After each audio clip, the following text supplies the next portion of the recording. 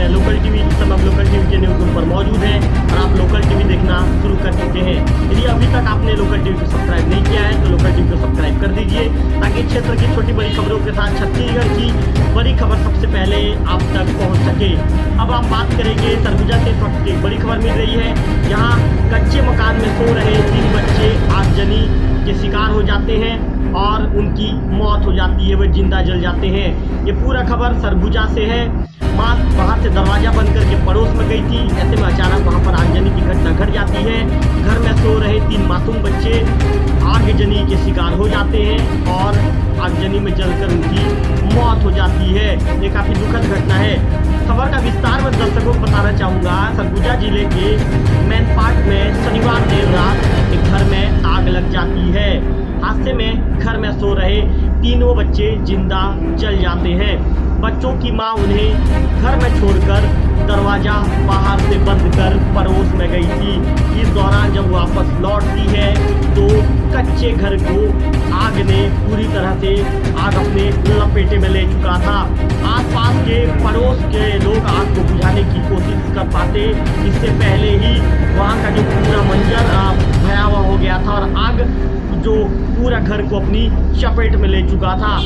जब सुबह जब वहाँ पर मौके पर जब पुलिस की टीम पहुँचती है और जो उसके बाद से 3 बच्चों के अवशेष मिलते हैं।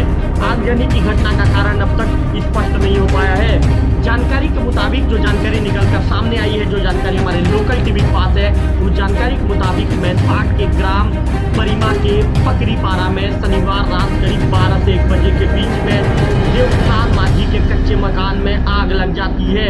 वही अचानक जब देवप्रसाद माझी के मकान में आग की लपटें जब उठने लगती है तो वहाँ पर आनंद में जो वहाँ के आसपास के पड़ोस वाले पहुँचकर आग बुझाने की कोशिश करते हैं। यह बताना लाजमी होगा कि देवप्रसाद के 3 बच्चे कच्चे मकान में सो रहे थे। लिहाजा देवप्रसाद की जो पत्नी है सुधनी बाहर से दरवाजा बंद कर पड़ोस में चली गई थी। सुधनी के शोर मचाने पर आसपास के लोग बड़ी संख्या में वहाँ पर पहुँचते हैं, लेकिन वे कुछ नहीं कर पाते।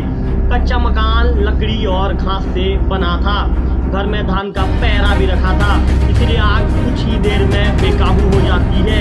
लोग कुछ कर पाते, इससे पहले ही उसने पूरी घर को अपनी चपेट में ले लिया।